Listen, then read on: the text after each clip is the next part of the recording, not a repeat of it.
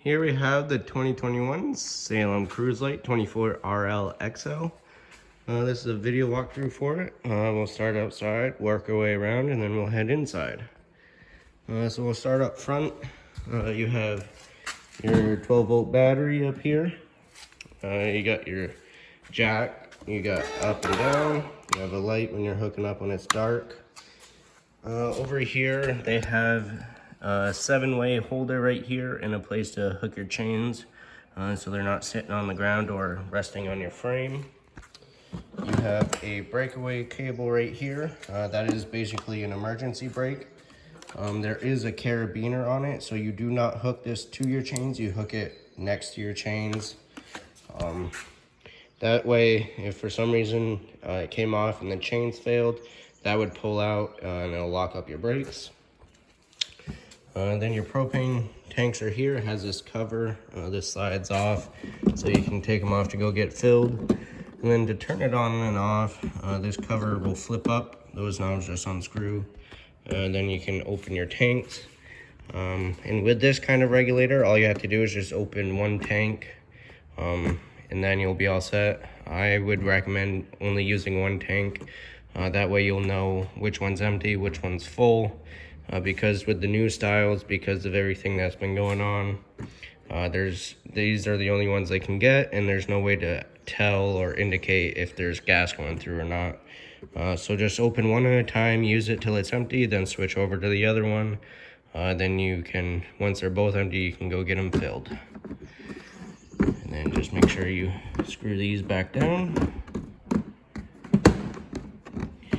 All right, and now in this model, there is a 12-volt refrigerator.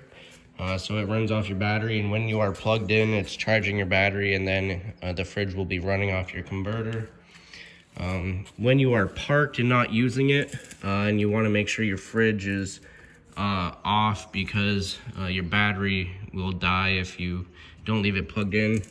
So when you're parked for a week or two and you're not using it, you have a battery disconnect right here.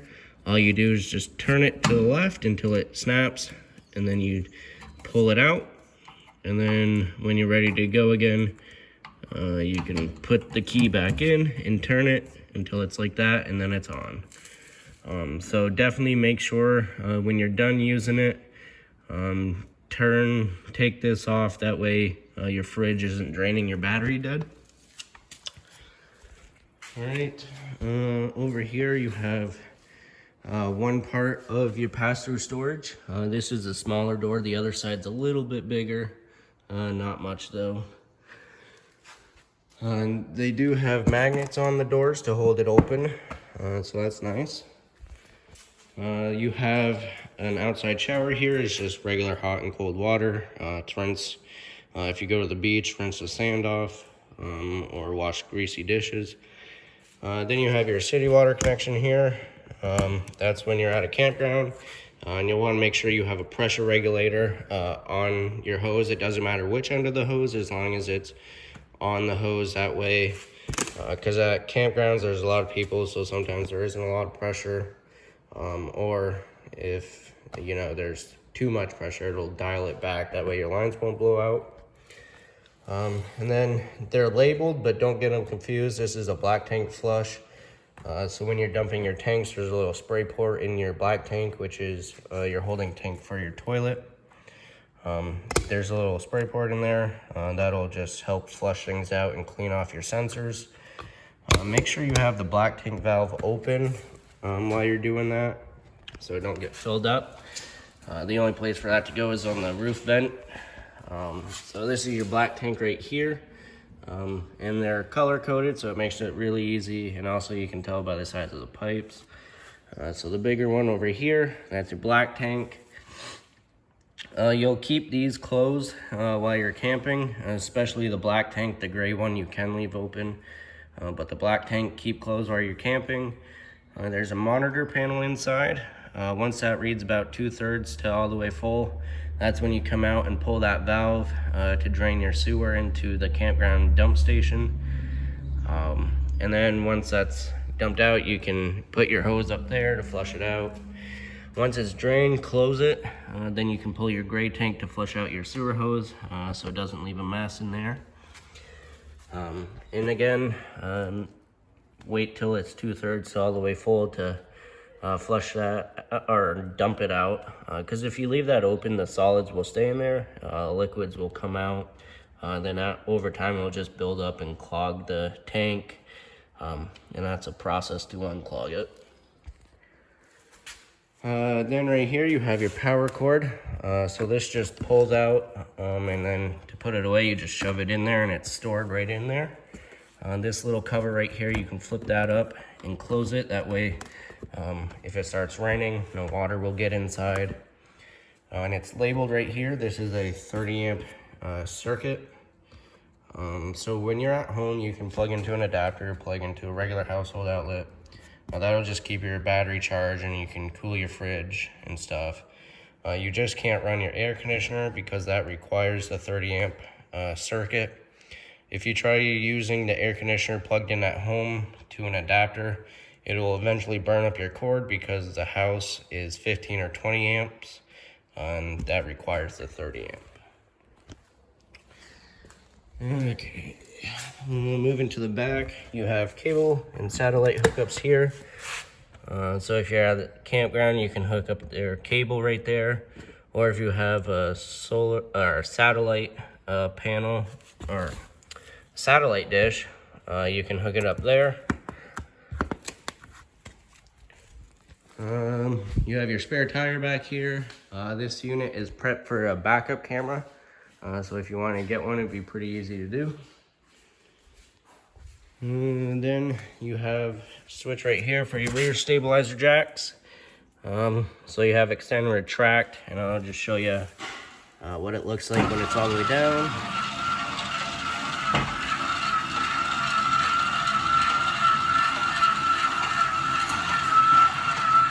And sometimes you'll have to move the legs just a little bit, or the foot pads, I mean.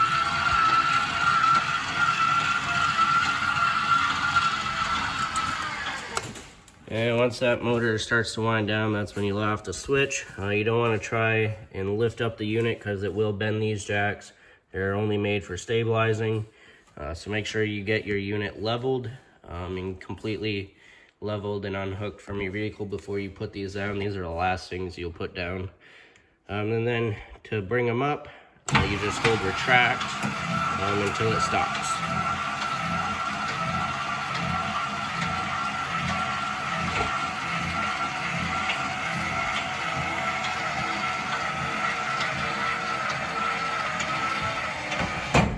And that's all the way up. Okay, so you have solid steps on this unit. To bring them up, you just fold them up. There's a little lock right here that holds it in place for traveling so it's not banging up against your door. And then to bring them down, you have to have your door all the way open because this little latch right here will catch on the door if it's not all the way open. So you just pull the blue lever and pull it out. And on each leg, there's a little trigger right there so you can adjust the length of it. And you want it to sit flush with the bottom of the door sill. That way your door won't catch on the stairs when it's opening and closing. Underneath there, this is a drain for the freshwater tank. And it's just like your sewer valves over there. You just pull it out and it'll drain. So the freshwater tank fill is right here, and this is gravity fed, so all you have to do is put your hose in there and it'll fill up, and you can check how full it is by the monitor panel inside, which I'll show you. And then you have your water heater right here, and this is gas and electric, and the switches for those are inside. Over here you have the exhaust for your furnace. Make sure nothing's in the way of that, and definitely don't touch it while you're using it because this does get hot. Then you have cable outside, so you can hook a TV up out here, and there's outlets right here to plug in the TV and lights and whatever else you want outside. You do have a couple outside speakers so you can listen to music outside. Then your front stabilizer jacks are there, and the switch for that is right up front. Same thing as the back, you have extend and retract. Then this unit is prepped for solar charging. So if you're dry camping, going to a state park or whatever, you can get a solar panel. It's on a little tripod, and that just acts as like a trickle charger for your battery. Because your fridge is 12 volt. If you do a lot of dry camping, I would recommend getting some kind of solar for it. If you're getting a plug-in type, look for the Furrion, because that's what this is pre-wired for. In here, the other side of your storage compartment, this little crank right here, that is for your front tongue jack. If you blow a fuse or if your battery goes dead and your power from the truck isn't working, this cap just unscrews, and then you can put that crank in there and crank it up and down manually. And then the last thing outside is the awning, but the switch for that is inside. So I'll show you that. So this is your monitor panel right here, up there, and then your control center with all your switches. They don't label them, but this one is your awning. So if you push it up, it'll go out. We're not going to be able to roll it all the way out.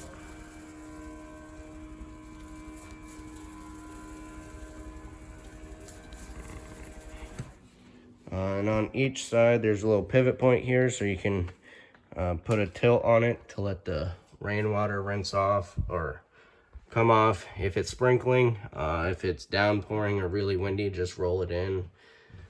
So it doesn't cause any damage to it, because the water will tend to pool up in the center and stretch your fabric. And then with the electric awnings, they don't stop by themselves, so there'll be a valance that'll fold down. Once you see that, let off the switch and it's all the way out. If you keep holding up the switch, it will roll up backwards. It might cause some damage, bend some arms and stuff. So just watch it while you're doing that. Then the other switch is your slide room. So hold it down and it'll go in, and hold it up and it'll go out. And the slide room does stop on its own when it's all the way in and out. And then you got light switches, so you have your inside light here. That's the only light wired on the switch. All the other ones are manual. There's a little push button in the center to turn them on.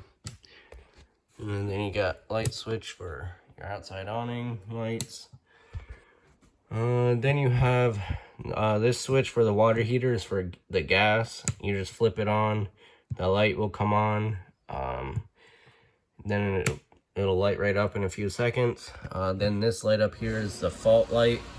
If that light comes on, it means it didn't light. All you have to do is just shut it off, make sure your gas tanks are on, and then try it again. Then this white switch down here, this is for the electric.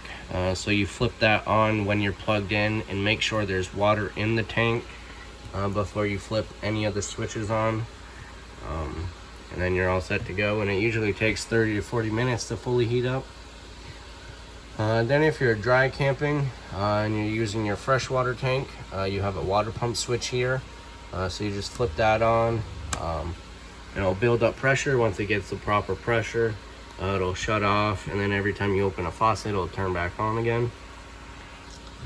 Then the monitor panel here, if you push each button, it'll light up right up there. And it'll tell you how full your tanks are, and it'll also tell you how charged your battery is. To get a proper reading of your battery, you do have to be unplugged from your power cord, because when you're plugged in, it's charging your battery, so it won't tell you actually how full your battery is. So if you unplug it, it'll tell you, and so when you're dry camping, you can keep track of that. Alright, you have a jackknife sofa here, so this will fold down into a bed. And you got some storage, and you got some outlets and USB ports on each side. You got a light switch, or a light above the couch. Then you have a light switch right here. You have LEDs above the slide room for some accent lighting. The booth dinette seating. This table will fold down into a bed. All you do is lift it up off the poles, take the poles out, lay them down, put them in the storage compartment or whatever. Then the table, you'll just rest on these boards right here. Then put the cushions over it, and then you got a bed. Then you have a fireplace here. All your switches are right there. Radios right here. TV hookups up here. This right here is your converter, and it has all your fuses and breakers right there. Then you have your thermostat right here. So this big button will control what mode it's on. So you got fan, high and low, and that's just the fan in the air conditioner. Then you got cool, high and low. Then auto, high and low. And then you got heat. And the cool auto is when you set the temperature. Once it gets to that temperature, it'll shut off. Then once it reaches that temperature again, I think it's like 2 degrees above that temperature, it'll kick back on. So it'll just automatically maintain that temperature. If you have it on just the regular cool, high and low, it'll just automatically keep going, cooling it at that temperature. It won't stop. So then you got your stovetop and oven here. This folds up.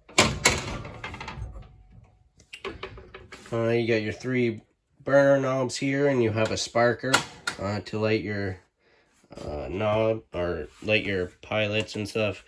Then you got a light switch there in your oven, and this does have a sparker as well, but sometimes you'll have to use a grill lighter to light the pilot. All you do is just turn it to the little flame, you push it and hold it. Either use the sparker or the grill lighter to light the pilot. Once it's lit, hold it for another 10 or 15 seconds just to warm up the thermocoupler, because that tells the gas valve that there's flame so it can stay open. After those few seconds, let off the switch. If it stays lit, then you can set it to whatever temperature you want. If it does go out, all you have to do is just try it again. And then with this cover, make sure your burners are cooled down. There's no open flame. Once it's cooled down, then you can shut this.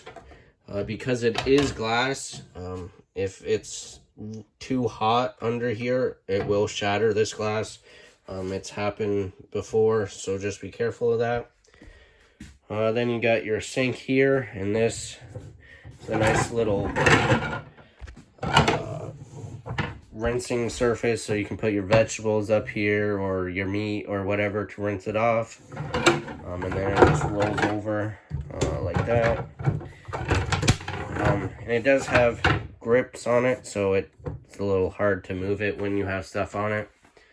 Then storage up here, household microwave, stovetop light and fan.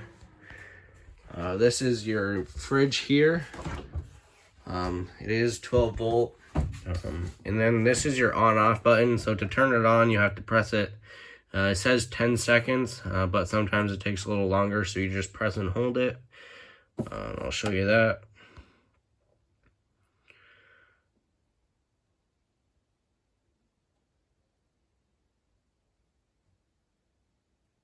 Alright, once the lights come on, you can let go.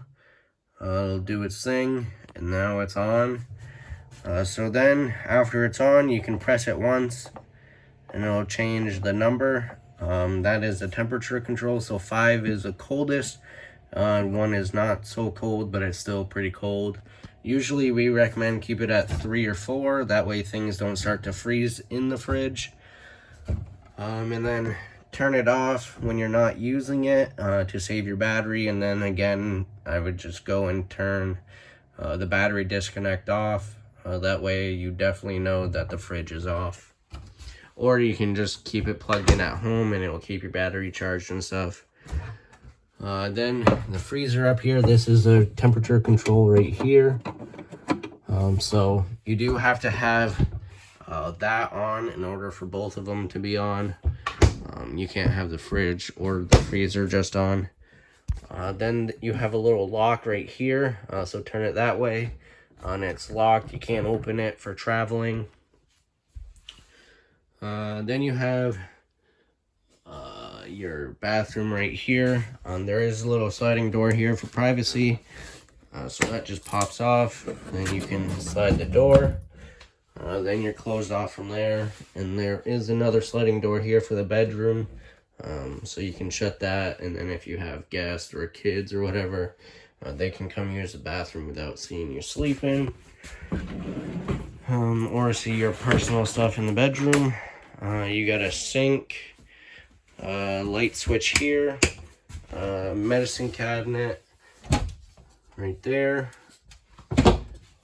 There is a little strap right here, and that just hooks to right here. So when you're traveling, it'll strap right there. That way it's not going anywhere. A bunch of storage in here. You got your toilet here. There's a foot lever on the right side. If you press it a little bit, it'll add water. Press it all the way, it'll flush it. You got a vent up here with a fan, and this switch is for the fan, and then crank it up with this knob.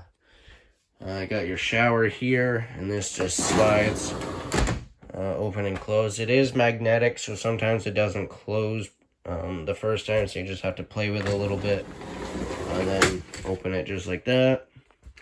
There is a skylight there, so it does let in natural light. Then the bedroom, you got TV hookups here, and I believe you can mount a TV to this wall. You got your light switch for the bedroom here, and then you got the closet right next to it. And good size storage for this size of a unit, and you do have a pole to hang stuff, so it is a hanging closet. Then on each side you do have miniature closets, and they both have mirrors on it. And again, you can hang stuff in here, but it would be for shirts and smaller stuff. And then there's little cubbies here.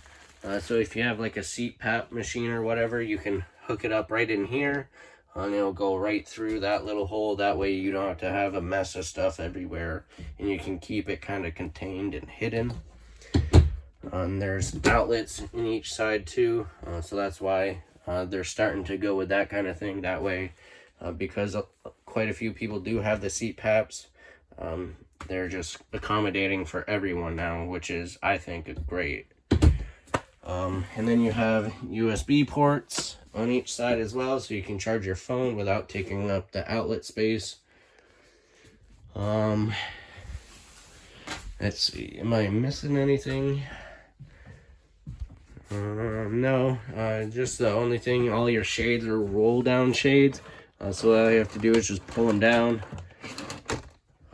and get it so that it locks, and then pull it down again, and it'll roll up by itself. And all your shades are that, except for the one in the kitchen, because it is by the stove. They always have like the metal kind of pull down shades right there. That way the fabric doesn't get hot or whatever, and it is easy to clean if you have grease splattering and stuff. And so that is everything to do with the 2021 Salem 24RL XL.